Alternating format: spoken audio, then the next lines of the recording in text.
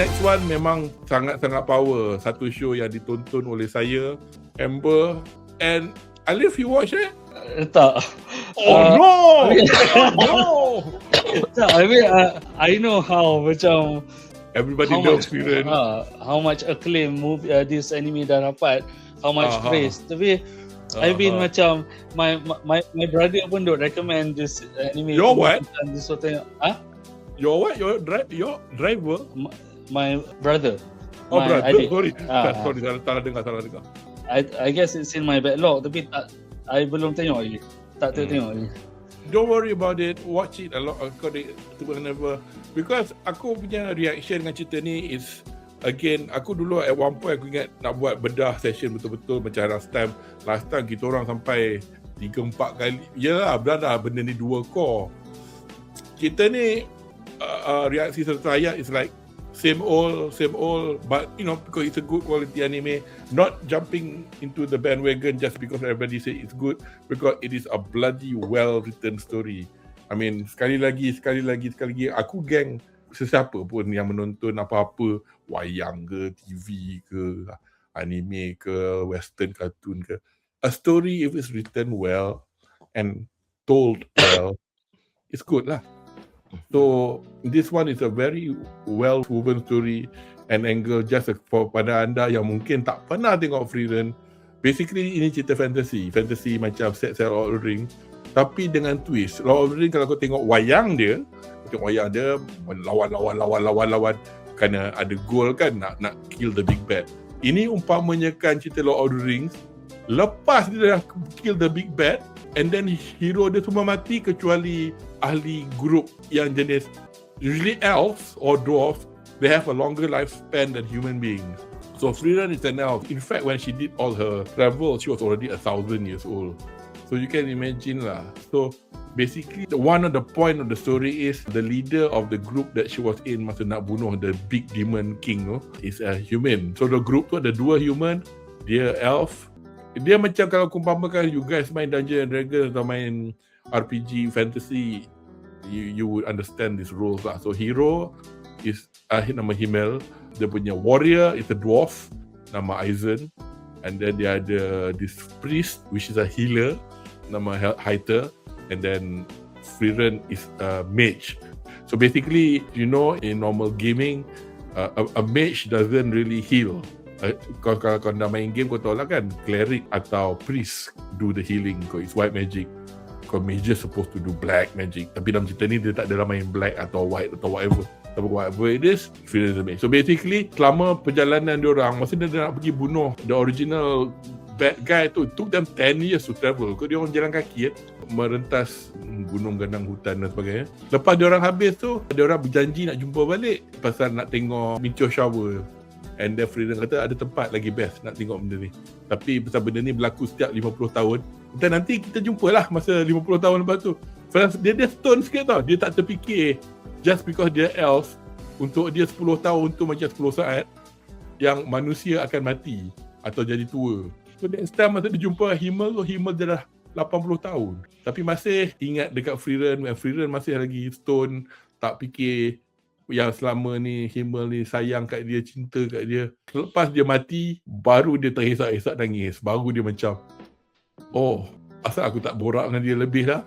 So benda-benda jadi deep tau. So kau macam wow, bloody hell, ini kartun ni kau ajar je bagi aku fikir-fikir macam ni. So cerita tu, cara dia, how the tales over, how it's told, cara dia berbual flashback, semua macam cantik dia berbual.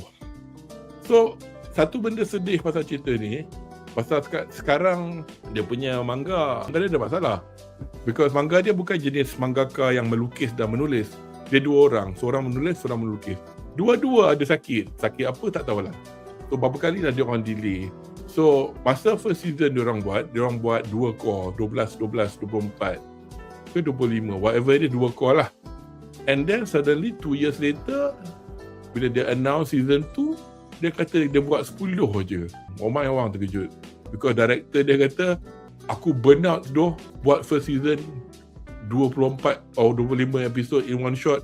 Dah lah, it was executed beautifully. The studio was Madhouse. Madhouse memang famous lah for doing nice anime. So the director tak adalah left the production but stayed on as a kind of like an animation director as opposed to director yang overall director yang nak tengok semua kan. So sentuhan dia tetap ada lah, team dia masih tetap sama lah.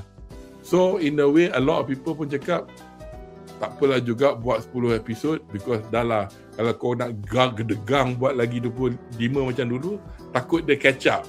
Tak salah aku dia orang dah cakap dah, aku rasa tahun 27 kot, bulan 10 tak salah aku dah keluar dah key visual dia, gambar the next big bad. Kepada anda yang membaca, so you would know that obviously by now kalau baca manga dia, that one dah habis dah.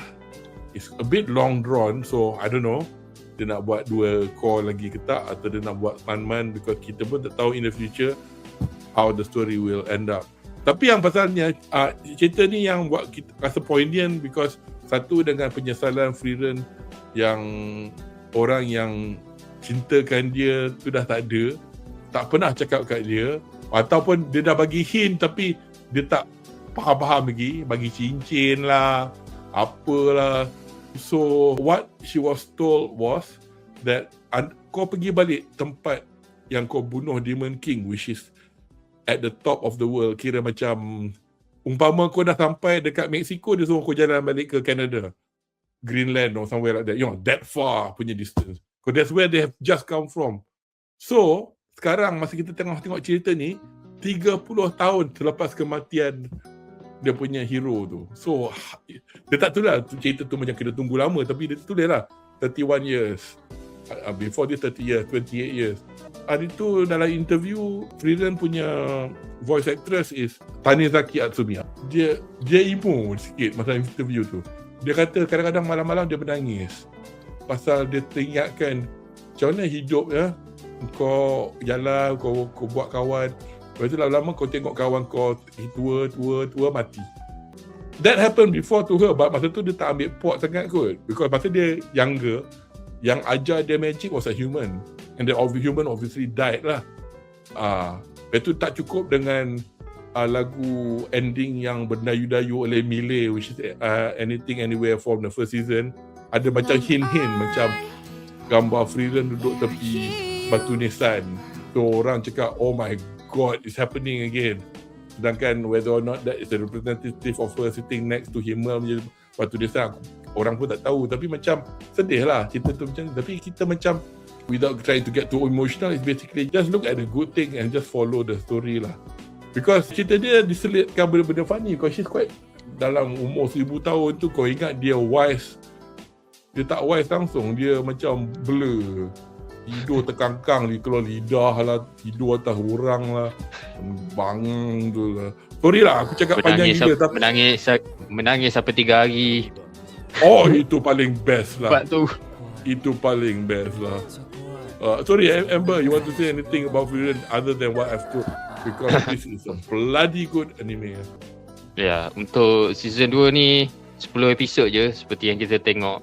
For me agak mengecewakan lah. Aku macam man, Frieren supposed to be like a two core punya, wajib two core punya anime tau. Sebab dia macam dia bukan, dia slow burn, and then dia tak adalah macam terlampau setiap episod bertumbuk meletup-letup, tak ada lah. Dia macam bila 10 episod, and then dia macam agak kurang sikit lah part tu. Lagipun untuk season ni macam awal-awal tu dia macam lebih kepada journey start Frieren dengan Fern ni. Apa mula-mula dia lebih kepada pergi satu tempat ke satu tempat, and then bila dia sampai kat satu tempat tu, that orang kampung offer dia ataupun orang dekat tempat tu offer dia, ni kita orang bayar kau, okay, kau tolong bunuh demon ni. Ada pergi next tempat dia buat benda yang sama lagi, dia pergi next tempat dia buat benda yang sama lagi.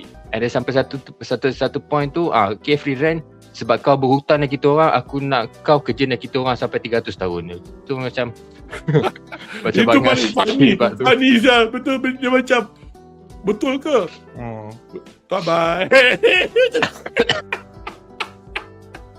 Start dengan Fern waktu tu start dengan Fern dah bincang okay, kita kena letupkan gua ni. Tak nak kita kena letupkan gua ni, kita bawa Frieren sama keluar. Pada Frieren sama dah ada plan dia sendiri dia boleh keluar sendiri Dia best bila kita start masuk yang Revoke punya arc tu. Kat situ kita boleh nampak macam mana development karakter Fern dengan Stark ni. Season ni pun banyak fokus dia bukan kepada Freelance sangat pun. Banyak fokus dia dekat elemen karakter Stark dengan Fern juga. Dari segi better, dari segi relationship diorang sendiri, and diorang pergi dating waktu awal season tu pun.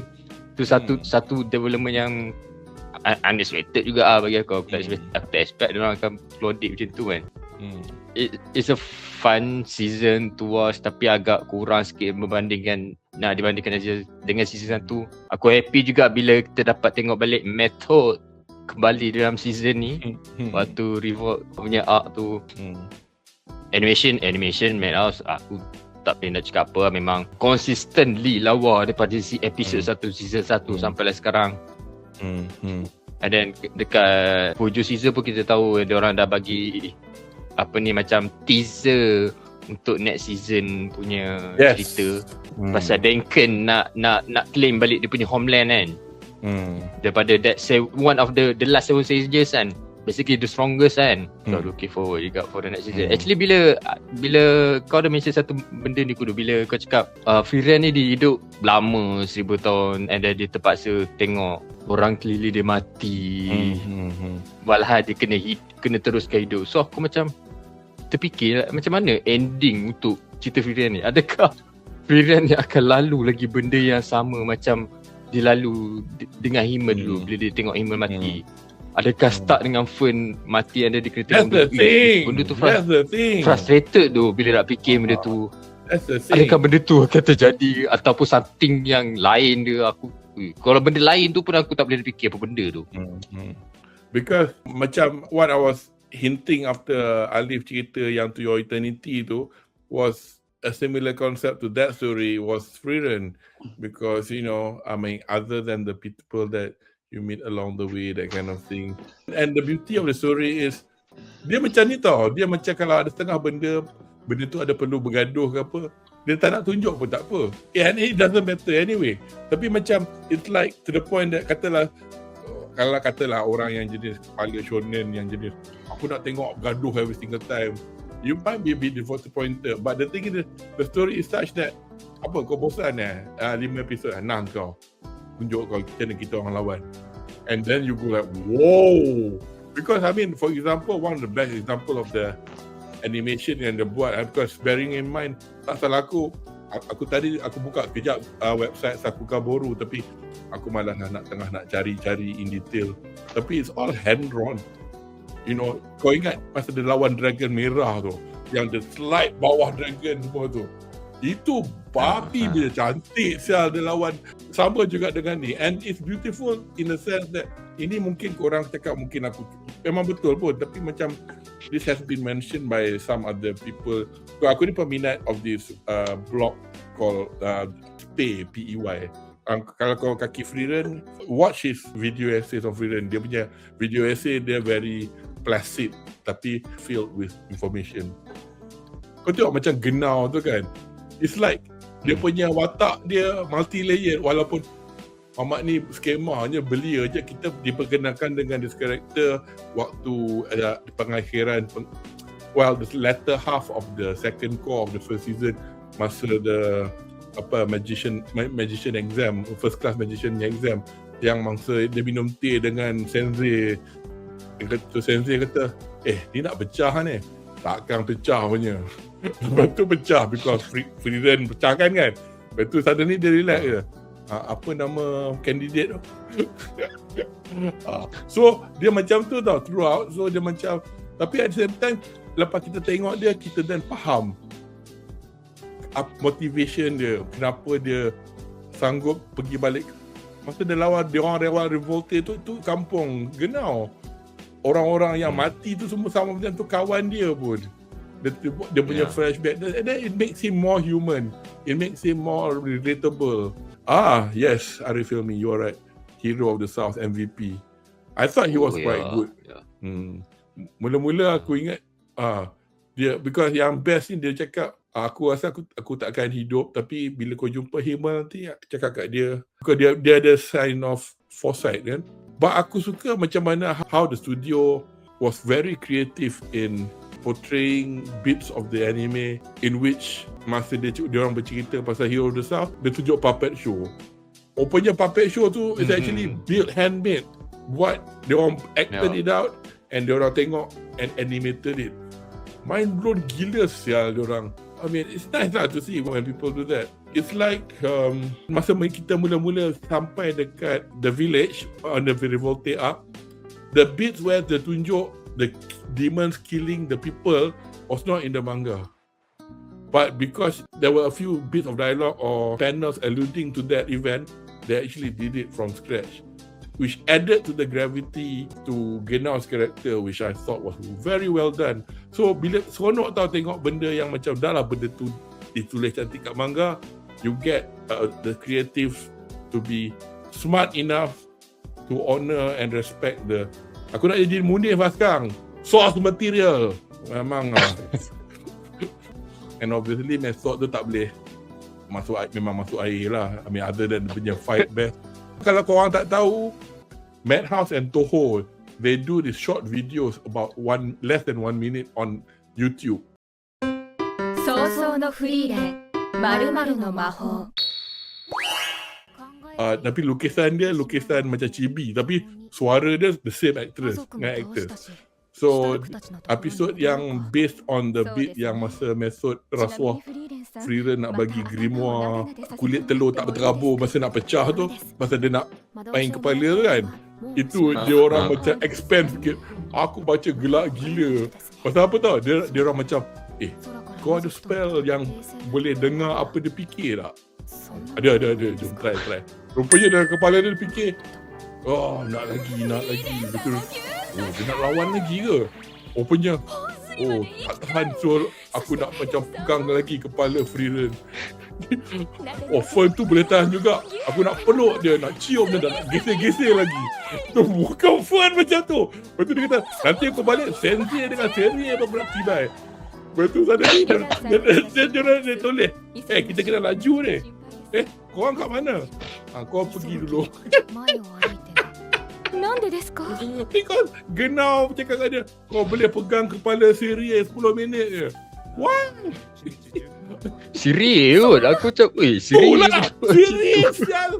Because Siri, orang kata, dia kata kan, kalau siapa yang menang, yang qualify first class magician tu, akan boleh jadikan student personal Siri. Semua everybody boleh allowed, tapi macam Fern tak nak. Dia kata my mistress is Frieren. Dia tak cukup tu, dia minta grimoire cuci baju. Betul. Dia kata, kau gila. Betul, Frieren macam my student. Dia nak Seri pegang Genao macam takut. Pasal dia nak pegang kepala. The fact that she is Siri and the stronger matches ever, sure. Aduh, kelakar tu. Pada anda yang mungkin tak perasan, in Japan is a very unique sign of affection when you pat somebody on the head. So macam kalau kau ada girlfriend Japanese kan, kalau kau macam as if kau pat budak atau kucing kan, macam now yosh. Kau cakap yosh. Dia orang suka lah. Dia orang macam you manja dengan I kind of thing. So tapi besok dia nak 10 minit. Macam mana dia tak tahu? Serius. I mean, cerita yang is so emotional and well written, ada beats like this. Because yang part the head 10 minutes tu is actually a small illustration at the back of a page before nak masuk the next chapter. So anyway, saya bukan berpeluang, tapi aku rasa malas nak pergi tu. Dekat London, Evan Cole datang. Really? Is conducting a Philharmonic Orchestra. Sial. Dekat Wembley Arena. Aku macam datanglah Malaysia. Main kat MPO. Aku sanggup balik Malaysia lagi daripada nak pergi London. Tapi itulah out of the blue. Dah lama dah dia jual tiket. Tapi kalau dia buat kat London saja, maknanya orang fans dari Europe atau US even akan datang lah. Because orchestra dia, kalau kau tengok behind the scene, dia record dekat Hungary. In fact, the woman singing the Zoltrak song or the choir, they're all Hungarian. So whether or not he's bringing the Hungarian singer, I don't think so lah. Ahli muzik yang bermain orkestra they are very skilled. Kau bagi dia music piece, dia terus boleh main. Tapi rehearse lah dulu. Macam aku tengok, kau tahu Nobu Uematsu, komposer untuk Final Fantasy. I've watched him. Well, it was Arnie Roth. They played KL before. So, I saw them at Royal Albert Hall. Arnie Roth conducted, tapi unfortunately, the Black Mages didn't turn out lah. But Nobu Uematsu was in the crowd. Obviously, masa the MC announce, kita orang toleh belakang bagi tepuk tangan. So, masa they did the Sephiroth punya song semua tu, choir dia semua British because yalah, like musicians as well, if you get a choir, you give them the sheet music, you rehearse je lah, they are all able to sing. Tapi gilanya emo sial, memang emo lah. Because I love the game so much, and to hear the music being played exactly, because dalam belakang tu ada screen tau of the FMV from the game, kau macam wah, nampak. So itu my only experience of watching JRPG punya music punya session lah. But anyway, anybody else got anything else to add about Free Ren? Yeah, opening song by Mrs. Green Apple Lulu was one of the best apa ni opening song untuk winter. Aku letak Mrs. Green Apple Lulu ni dalam ranking aku nombor 2. Ada lagi satu lagu lagi best opening song. Lepas ni aku bagi tahu. Yalah. Mrs. Green Apple Lulu. Aku rasa bagi aku untuk Free Ren antara Yoasobi, Yorushika, Mrs. Green Apple, aku rasa Mrs. Green Apple nombor 1 lah. Yeah. And then obviously Mile dua-dua ada tibai untuk ending, and nice surprise in episode terakhir was a song by her called Trace, because the other one is Story by Us, of Us. Because kalau anda download dia punya digital single on your Apple Music or whatever, Trace is actually a track in that single. Itulah sejak aku jadi malas ni.